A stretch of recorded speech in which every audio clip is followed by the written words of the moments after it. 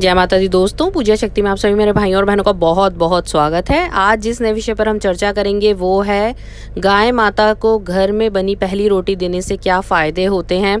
देखिए, जब कोई मनुष्य पूजा पाठ या तीर्थ स्थलों पर नहीं जा पाता है या वो किसी भी प्रकार का यज्ञ नहीं कर पाता है, तो गुरुओं के जो मुख से वाणी निकली है वही बता रहे हैं आपको। गुरु कहते हैं कि आप जब भी अपने घर की प्रथम रोटी, जो ताज़ी रोटी बनती है, अगर गौ माता को देते हैं तो आपके जीवन के सभी कष्ट दूर होकर आपको 100 यज्ञों का जो फल होता है वो प्राप्त होता है। परंतु आप इस बात का ध्यान रखें कि जब आप गौ सेवा करते हैं, गैया माता की सेवा करते हैं, तो बासी रोटी या पुरानी रोटी नहीं देनी चाहिए। ऐसा क्यों? क्योंकि जब आप गौ माता को कोई भी भोग देते हैं, आप चाहे वो गुड़ का दें, आप घास दें, आप रोटी दें, चारा दें, तब ऐसा कहा जाता है वो सीधे सीधे जो है देवी देवताओं को प्राप्त होता है। तो जब भी आप रोटी देते हैं तो हमेशा ताज़ी रोटी देनी चाहिए। अगर आप उसमें माखन लगाना चाहते हैं, आप उसमें कुछ मीठा रखना चाहते हैं, या आप जो है उस रोटी के ऊपर थोड़ा सा गुड़ रखना चाहते हैं, तो आप वैसा भी कर सकते हैं। हम जब पितृदोष की बात करते हैं तो पितृदोष क्या होता है? पितृदोष वो होता है जब हमारे पितरों को स्वर्ग या जो मोक्ष होता है वो प्राप्त नहीं होता है और वो भटकते हैं। तब उनके लिए किए गए कार्यों में से एक कार्य ये होता है कि हम हमारे पुण्यों को बढ़ाएं। पुण्यों को बढ़ाने के लिए आप तीर्थों पर जाते हैं, परंतु अब आधुनिक समय के कारण हम जो है बहुत तीर्थ स्थलों पर नहीं जा पाते हैं, नदियों में स्नान नहीं कर पाते हैं। हम जो है पुण्य उतनी ज़्यादा गति से नहीं कर पाते हैं जैसे जो हमारे पुराने बुजुर्ग थे वो किया करते थे। तो आसान जो साधन बताया गया है शास्त्रों में वो बताया गया है, आप जीव जंतुओं की सेवा करें। जीव जंतुओं में जो है आप बहुत सारे जीव जंतुओं की सेवा ना कर पाएँ तो केवल अपने घर की जो प्रथम रोटी होती है, जो तवा धुला हुआ होता है, सवेरे की या शाम की जो प्रथम रोटी होती है वो गौ माता के लिए निकालें और उन्हें ताज़ी ही रोटी दें।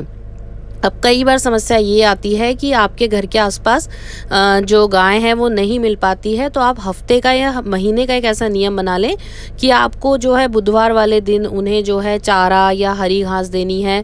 आप उनकी सेवा कर सकते हैं। गौशालाएं आज के ज़माने में जगह जगह बनी हुई हैं, तो आप जो है कहीं पर भी जाके उन्हें रोटी दे सकते हैं। अब ये जो गौ माता को हम देते हैं तो जितने भी हमारे देवी देवता होते हैं वो सभी बहुत प्रसन्न होते हैं। जैसे हम यज्ञ में आहुति के समय उन्हें पुकारते हैं, उनके अधीन जितने भी हम कर्मकांड करते हैं, सेम उसी का फल जो है गौ माता को रोटी देने पर प्राप्त होता है। आपका पितृदोष समाप्त होता है। राहु केतु की अगर दृष्टि आपकी कुंडली में पड़ रही है तो वो समाप्त होती है। अचानक धन लाभ, जो धन हानि होती है वो नहीं होती है, और जो जब आपके पुण्य बढ़ने लगते हैं तो अचानक धन लाभ बहुत ज़्यादा होने लगता है।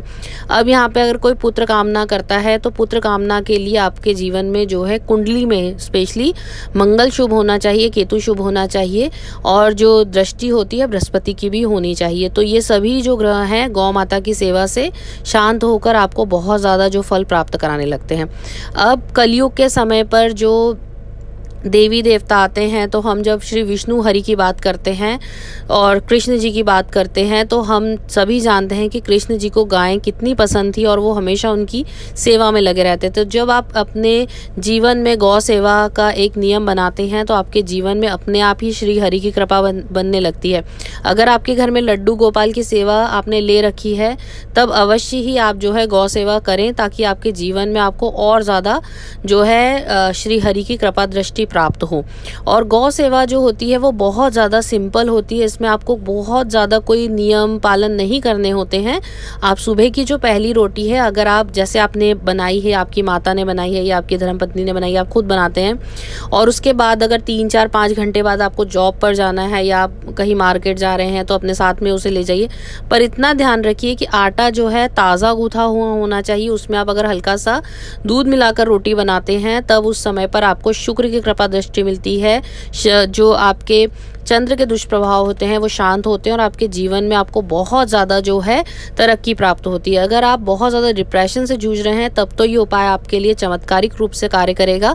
अगर इस समय पर आपका कार्य बंद है, नौकरी नहीं लग रही है, आपका प्रमोशन नहीं हो रहा, तब भी आप ये कार्य कर सकते हैं। तो बहुत आसान उपाय है ये, और ये जब आप करते हैं तो आप देखेंगे कि आपके जीवन में खुशियाँ आने लगेंगी, अचानक धन लाभ होने लगेगा। क्योंकि ऐसा कहा जाता है जो गौ माता होती हैं उसमें सूरभी लक्ष्मी का वास होता है।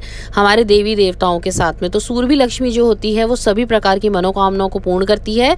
आपके जीवन में सभी उन जैसे अष्ट लक्ष्मी की सेवा हम जब करते हैं या लक्ष्मी साधना करते हैं तो हम अष्ट लक्ष्मी अलग अलग लक्ष्मी देवी की साधना से अलग अलग जीवन के सुखों को प्राप्त करते हैं। पर सूरभी लक्ष्मी जो होती है, जो गौ माता में विराजमान होती है, वो भौतिक सुख सुविधाओं की देवी मानी गई हैं।